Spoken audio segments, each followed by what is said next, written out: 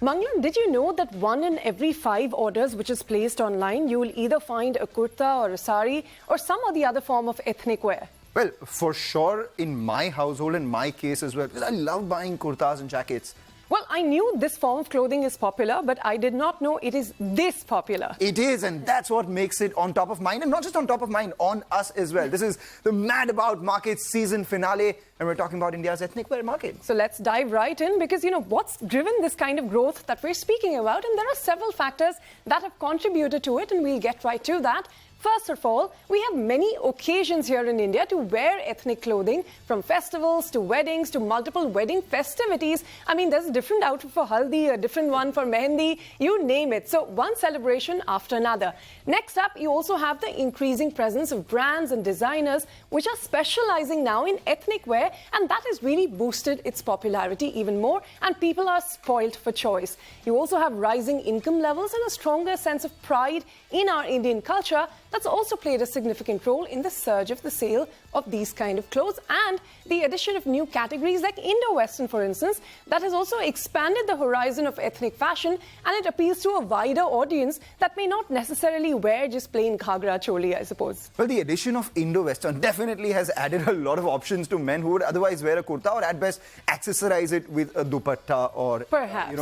But it's a big market. Let's tell you how big it actually is. According to CRISIL, the wedding and celebration wear accounts for nearly 57% of the ethnic wear market, and casual ethnic wear makes up for the remaining 43%, still dominated by weddings. Absolutely. But in consumer segments, it's women, and women all the way. I mean, 81% of the share of India's ethnic wear is belonging to women. Menswear, just about 10%. I mean, no surprises there, really. We have a lot more options than perhaps what you guys have a lot more options, a lot more occasions, and a lot more clothes to wear for those occasions. Guys can wear the same kurta for over 5 years or so. But, the kids' wear also makes up for a remaining 9%, not a market to be ignored. Yeah. And if you compare the market trends over the years, in FY15, the Western wear dominated the overall market share with 65%, whereas ethnic wear was just about 35%. By FY25, ethnic wear is projected to claim 28% of the market share itself. So Western wear, while it will continue to dominate the market itself will grow a lot bigger, and that is where the opportunity is. So in terms of percentage, while it might decline, remember the pie is increasing at a much faster clip. Well, before we talk about how large that pie is going to be, why don't we invite in our guests and get their take on how big the opportunity really is? We have Sooraj Bhatt, the Chief Executive Officer of the ethnic business at Aditya Birla Fashion and Retail, and Bidyut Bhanjdeo, who is the Chief Business Officer of Ethnics by Raymond, joining in now. Bidyut, let me start with you. The kurta ethnic wear business, it's been around for a while. What suddenly changed for it to become, such a fashion, trendy, it thing? So this is a trend which has been there for, let's say, the last 5 to 7 years, where initially people were wearing in parts of the country ethnic wear in their marriages.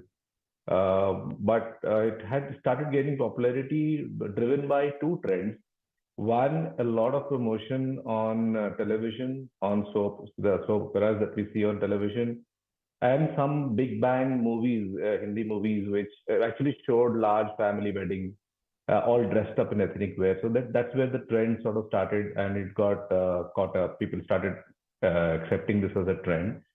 And the second part is this entire thing about being the pride of being an Indian, going back to your roots, going back to your traditions. That is there for the last 5-6 years. You know that the entire story about India is very alive, and people want to wear something which is traditionally their own attire. So these are the two trends which really made people come to this category, the Indian ethnic wear. And secondly, obviously, the entire accessibility part, where you have a lot of stores opening in your neighborhood, more brands getting into it. So this also helped grow that trend much faster. And it's not only wedding wear anymore. I mean, it's people who come to attend weddings no longer wear any kind of a formal clothes. They would love to wear something which is ethnic. If you're having a small function in your house, be it a puja, be it a griha pravesh, whatever it is, or you're being invited to such a function, people would love to wear something which is ethnic and it sort of be dressed for the occasion. All right, too many occasions. But Sooraj, AB Fashion and Retail had near zero presence in ethnic wear until 2 or 3 years ago. What changed for you to have pivoted towards this segment in the years since, and how large do you think is the opportunity? I think the most important thing with this segment is the opportunity that it has. It's one of the largest apparel market in the country. Our estimate puts it around more than 120,000 crores at this point in time. So the opportunity there is what drove us towards creating this portfolio. 1,20,000 crores, that's quite a size. I mean, how is this expected to grow on this huge base as per your estimates? The overall size of the ethnic market is over 120,000 crores with a low penetration of the branded segment. And that's the opportunity that we are seeing for the market is largely dominated by unorganized players. As we put our portfolio into play and drive our growth agenda, we see more and more share coming to organized players, including us. All right, now that we've got some numbers from our guests, let's actually do the number crunching for you here. The apparel market for India in FY20, that was seen at 5,674 billion rupees as of FY20. It is expected to grow all the way to 8,200 billion rupees by FY25, and within that, the ethnic wear opportunity is expected to grow from 1,800 to near 2,400 billion rupees. Now, if you look at the branded wear penetration in the ethnic wear market, that was at about 19% in FY15. In 10 years, that is expected to go all the way to 50%. That is significant opportunity for players. This massive growth opportunity that you're talking about, right? The market doubles in the last 10 years, and in that, branded penetration doubles as well. So that's 4 times the size. And like you pointed out, Ritu, 2,400 billion rupees by FY25. That's the overall ethnic wear market. Most of that, nearly 60% of that, would come in from celebration wear itself. Weddings, festivities, occasions around these celebrations itself. Close to 1,400 billion rupees. That's a big opportunity. And there are players in the listed space catering specifically to that. So we'll talk about all of that and how large an opportunity it is. But let's zoom in on celebration wear and what it is. Celebration wear, 90% led by women, just as ethnic wear itself is led by women as well. 950 to 1,000 billion rupees by FY25 will be celebration wear in ethnics for women itself.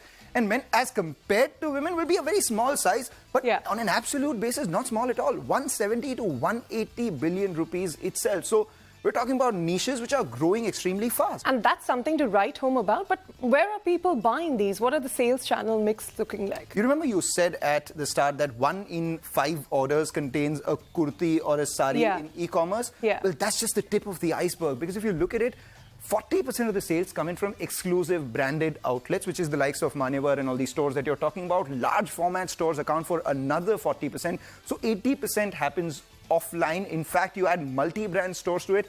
95% of ethnic wear is bought offline itself. And then e-commerce, which is fast growing, is still 5%. So if you think that e-commerce accounts for 20% of, or rather ethnic wear accounts for 20% of e-commerce sales, just look at the iceberg in its entirety. Well, that's one segment that's set to go, but large format stores, exclusive brand retail outlets, those are here to stay. But as of now, exclusive brand outlets in metros and tier 1 cities, they account for 60 to 75% of the total EBO, which is the exclusive brand outlet network for most brands, which includes the likes of your Global Desi, your Manyavar, Fab India, W, etc. Now, India approximately has 4,000 plus cities and towns, and that includes about 430 cities with more than 1 lakh of population. And that indicates a large potential for growth among these ethnic apparel retailers. Now, while there is adequate potential left in the metros and tier 1 cities, tier 2 and 3 markets hold further opportunities, strong potential for brands to expand, as we keep telling you here on Mad About Markets. Yes, we just spoke about the entire Bharat opportunity, and this is just one of those examples out there. But, Bidyut, how big do you think is the market, and what are the segments growing faster in the overall market? Yeah, so if you look at the entire, now I'll talk a little bit about the men's ethnic wear, because that's the segment that we are talking about. The overall men's ethnic wear business was around 17,000 odd crores in the year 2020. And it's cited to grow to around 24,000 crores, which is a CAGR of around 6%. But what really has happened in this is that there was a lot of unorganized players here. Around 70% of the market was actually unorganized. where you actually have high streets which specifically cater to these occasions, and a lot of them were actually unorganized. But with the entry of some of the organized players, that conversion from unorganized to organized is happening very fast. So organized, which is supposed to be around 5,000 odd crores by 2020, is supposed to grow to around close to 9,000 crores by 2025. Now that's a CAGR of close to 15 odd %. Now, obviously, the share of organized is going to grow from a 30% to a 40%, and unorganized is going to reduce from 70 to 60. And we expect that by 2027, it's going to be a 50-50 kind of a share between organized and unorganized. Well, the men's grooming itself is expected to be a 9,000 crore rupee opportunity. But Sooraj, are there particular segments that are growing more than the others when you look at the overall market? We see the segments largely bucketed into four. There is the value segment, there is premium, there is bridge to luxury and luxury. The contribution of bridge to luxury and luxury is around 30%, which is quite high given the way various categories pan out. And this segment of bridge to luxury and luxury, we foresee will have the maximum growth, followed by the premium segment. Well, hold your thoughts, gentlemen. We'll come back to you in just a bit. But, this large potential of the market we've been speaking about, it's not surprising, really, that corporate India has been in a deal-signing frenzy of sorts in the last few years in the ethnic wear space. And they've built up some impressive portfolios. On your wall now, Reliance, for instance, you have everyone from Satyapal, Raghvendra Rathore, Manish Malhotra, Ritu Kumar, Anamika Khanna, Abu Jani, Sandeep Khosa, all of them have strategic relationships with Reliance. Then you have Aditya Birla Fashion Retail, who we've been speaking with, Jaipur, Shantanu and Nikhil, Sabyasachi, Masaba, TCNS, the most recent deal that they've signed. In Tata Group, you have, brands like Bark, you have Tanera, Bombay Paisley and so on. And then, of course, Raymond as well, who we've been speaking with, has their very own ethnics. Well, let's go across to Bidyut from ethnics itself. Bidyut, how do you segment the market? I mean, Manyavar is the leader by far, and a lot of corporates, like Ritu pointed out, have entered and gotten into strategic partnerships as well. What are your thoughts on competition then? The segment is typically, you have the entire premium segment, as we say. Then you have a value segment, where there are a lot of local players which are there, and they're specific to every city, every state. Then there are these bridge to luxury players where you have a certain endorsement coming in or a certain designer who's trying to commercialize their brand by tying up with some big corporates and trying to enter the market.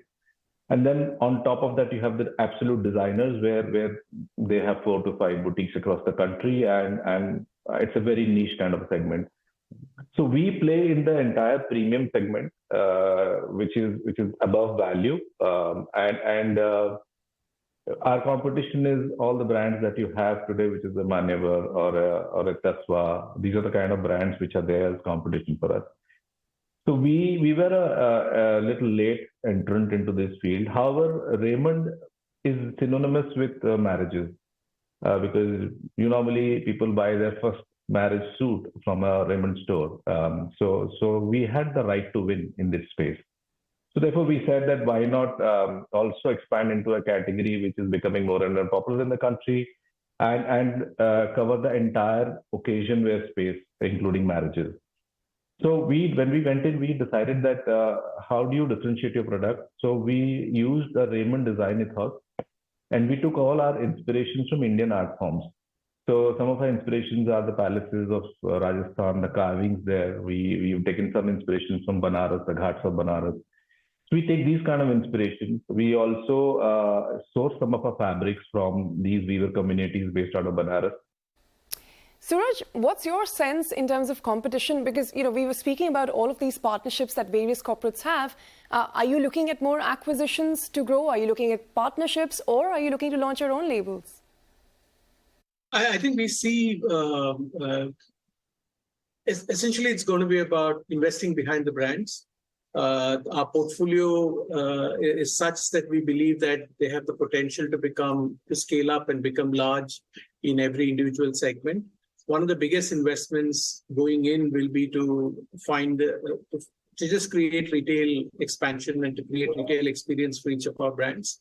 And over a period of time, build stronger and stronger connect with consumers and make the brands quite formidable. Bidyut, Sooraj, enough about strategy, competition and all that. Just let's put numbers. How big will your ethnic wear business be over the next few years? I think we have a stated ambition of taking it around 5,000 crores in the next few years. There are quite a few aspects that will drive, but most importantly, it's our belief in the segment and the brands that we have in our portfolio and driving growth, both organic and inorganic means. So our current run rate is around annualized. We are looking to cross 150 crores this year, around that size. We are small, so therefore we're looking at a growth of around 3x year on year, all dependent on the number of stores that we're opening every year. And at this point of time, at a EBITDA level, it is not positive, primarily because we are investing ahead of the curve in marketing and advertising. So it's a new brand, so there has to be an overall awareness for ethnics. Well, a 3 times growth in revenue each year for Raymond and a 5,000 crore revenue target in the next few years for Aditya Birla Fashion. That's what we've been speaking about here, but we have to take a short break. Don't go anywhere. We're going to come back and talk about what works, what doesn't, the yeas and the mays. And as always, the bigger question, and this time around the bigger question is, will India's ethnic wear market sew the next thread of fashion success? Stay tuned.